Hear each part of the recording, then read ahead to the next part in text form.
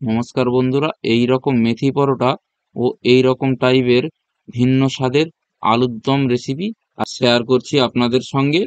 আশা করি পুরো ভিডিওটা দেখবেন। আর বর্ষা কিচেন অফ ভিলেজ স্টাইল চ্যানেলে সকল বন্ধুকে স্বাগত জানিয়ে শুরু করছি আজকের এই রেসিপিটা। দেখতে থাকুন। প্রথমে আমরা এই রকম মেথি শাকের পাতাগুলো পুরো পরিষ্কার করে ছাড়িয়ে নিয়েছি। নিয়ে আমরা একটু কুচিয়ে নেব ছোট্ট ছোট্ট করে বটির সাহায্যে।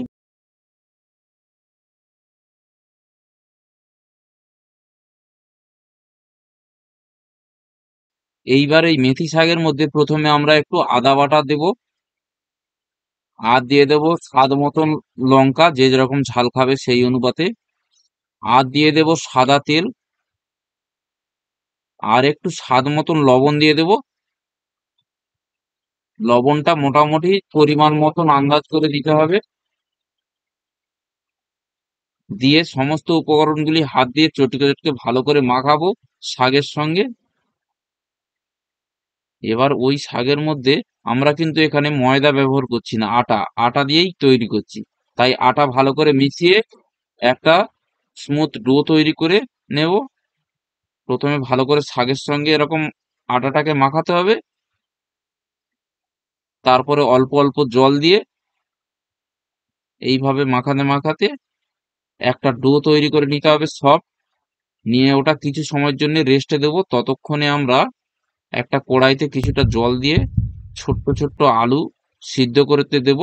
কারণ আমরা এর সঙ্গে একটা খুব সুন্দর সুস্বাদু আলুর দম রান্না করব। এই আলুর দম রেসিপিটাও আপনাদের খুব ভালো লাগবে। পুরোটা ভিডিওটা দেখতে থাকুন বন্ধুরা।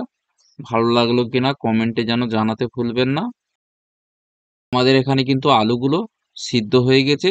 এগুলো একটা জায়গাতে তুলে রেখে দেব, দিয়ে খোসা ছাড়িয়ে নিতে হবে। তখন আলুটা ঠান্ডা হোক, ঠান্ডা হলে তবে আমরা খোসা ছাড়াবো।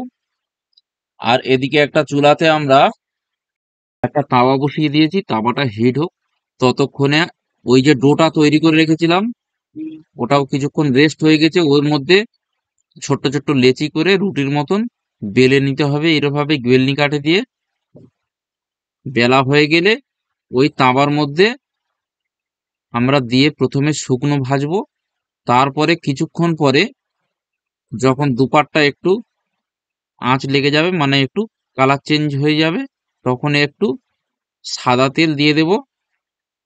দিয়ে এইভাবে উল্টে পাল্টে মোটামুটি একটু লাল লাল করে ভেজে নেব। এইভাবে একে একে সব মেথি পরোটাগুলোকে ভেজে নিতে হবে।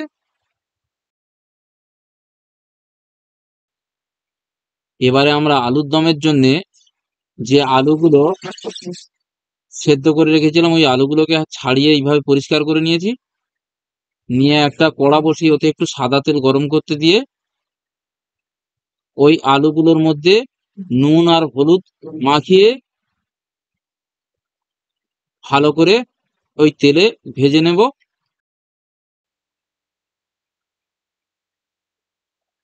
গরম তেলের মধ্যে আলুগুলোকে এইভাবে ছেড়ে একটু উল্টে পাল্টে লাল লাল করে প্রথমে ভেজে নিতে হবে।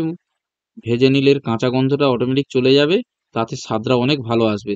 ভাজা হয়ে গেছে, আলুগুলোকে আমরা এখন তুলে নিচ্ছি।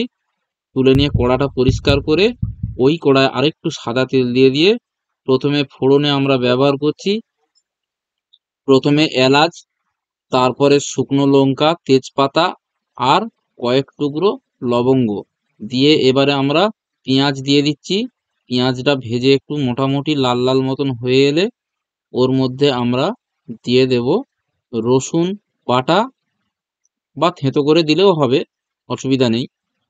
এই রসুন বাটাটা দিয়ে দিলাম। রসুন বাটা দিয়ে আরেকটু নেড়ে ওর মধ্যে দিয়ে দেব আদা বাটা অল্প একটু। আদা বাটাটা দিয়ে আবার একটু নেড়ে যখন কাঁচা গন্ধ চলে যাবে ওর মধ্যে আমরা দিয়ে দেব একটা টমেটো আগে থেকে কুচিয়ে রেখেছিলাম। ওই টমেটো কুচি দিয়ে ভালো করে একটু নাড়তে থাকবো। তার মধ্যে একটু লবণ দিয়ে দিচ্ছি স্বাদ মতন। লবণ দিয়ে আবার একটু ভালো করে নেড়ে নেব। তারপরে ওর মধ্যে একটু শুকনো লঙ্কা গুঁড়ো, হলুদ গুঁড়ো, যে যেমন ঝাল পছন্দ করবে এইভাবে দিয়ে দেব। তারপরে আবার একটু এইভাবে ভালো করে নেড়ে নিয়ে যখন তেল ছেড়ে আসবে, আগের থেকে বেটে রেখেছিলাম কাজু বাদাম ও ফেটিয়ে রাখা দই দুটো একসঙ্গে ব্যবহার করব, করে আবারও একটু এরকম নাড়তে থাকবো। আর দিয়ে দেব পোস্ত বাটা আর একটু চিনি স্বাদ মতন। সমস্ত মশলাগুলোকে ভালোভাবে এইভাবে নাড়তে থাকবো। কিছুক্ষণ নেড়ে চেড়ে আমরা যে ভেজে রেখেছিলাম আলুগুলো, ওইগুলো এর মধ্যে অ্যাড করে দেব। আবারও একটু ভালো করে কষাতে থাকবো। কষানোর পরে অল্প একটু জল দিয়ে এইরকম ফুটতে দেব। ভালো করে যখন একটু ফুটে যাবে, তার মধ্যে আমরা ধনেপাতা দিয়ে দিচ্ছি কুচিয়ে।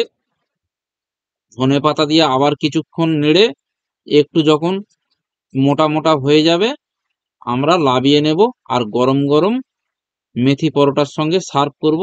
আশা করি এই রেসিপিটা আপনাদের খুবই ভালো লাগবে। আবার দেখা হবে কখনো কোনো এক রেসিপি নিয়ে। নমস্কার বন্ধুরা।